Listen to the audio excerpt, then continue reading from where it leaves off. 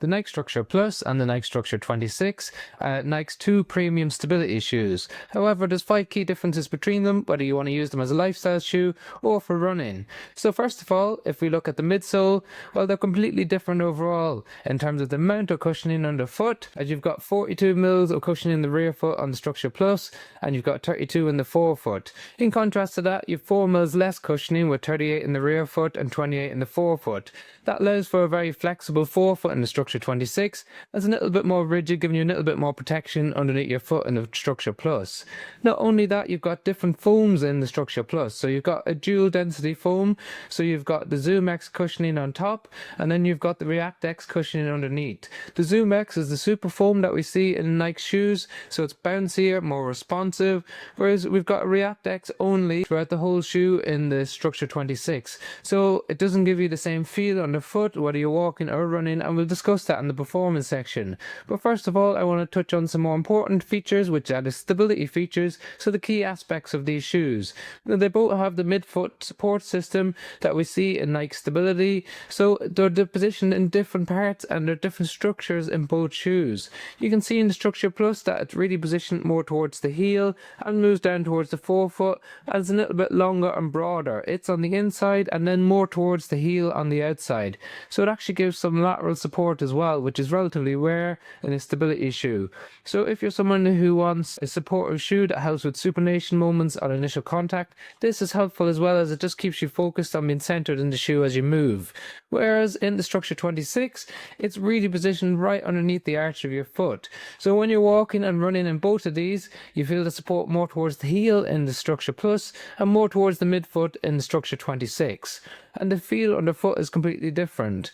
On top of the shoe, you've got a mono-engineered mesh in the Structure Plus, which is a more breathable, less dense upper, whereas you've got more thick, plush engineered mesh on top of the Structure 26. So it's a little bit warmer, a little bit more of a knit upper on the Structure 26, which wraps around your foot a little bit more. They're both true to size and length, and they both have adequate space in the toe boxes. Both of them have padded tongues and plenty of padding around the heel cup, and moderately flexible heel counters, so those of you with Haglund's deformity shouldn't have any issues there. The 10mm drop, so the difference from the back to the front of the shoe, is really helpful for those of you who have Achilles issues. However, if you stand in these for long periods of time, not ideal if you got sensitivity in the ball of the foot, as that 10mm drop just places extra pressure on the front of your shoe. Then when we think about performance, they're slightly different overall. In terms of walking and everyday use, this is probably where they're really popular as a lifestyle shoe. So what you get on the Structure 26 is lots of comfort underfoot, but it's a little bit flat, not as bouncy, and therefore it's not as comfortable overall on initial contact compared to the Structure Plus.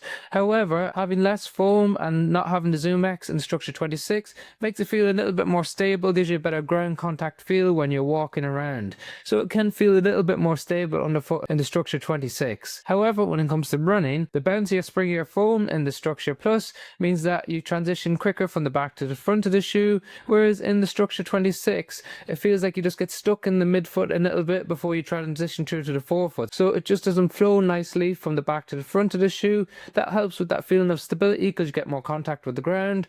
However, you get a quicker, bouncier shoe in the Structure Plus. Now, they're both really heavy shoes. The Structure Plus coming in at 351 grams and the Structure 26 coming in at 353 grams in a size 12 US. So it's definitely not their forte to be a nimble stability shoe. You might look towards the Brooks Hyperion GTS or the Hoka i8 if you're looking for a quicker, more nimble shoe. This is all about comfort and stability. So they can both be used for those easy runs, recovery runs. They're a little bit too heavy for up-tempo workouts. But if you want to do longer distance running and you want a little bit more protection under your foot, a little bit more bounce, a little bit more spring, you might look towards the Structure Plus. If you want something with a better ground contact feel that feels really stable and reliable underfoot, you might look towards the Structure 26. But two very good stability shoes overall. A little bit boring and plain, but that's quite good in the Structure 26 when you're looking towards a stability shoe. A little bit bouncy, a little bit more fun of a shoe in the Structure Plus. Let me know your thoughts in the comment section below. Got links to the shoes in the description if you want to check out the latest prices on Amazon. Otherwise, thank you very much for watching.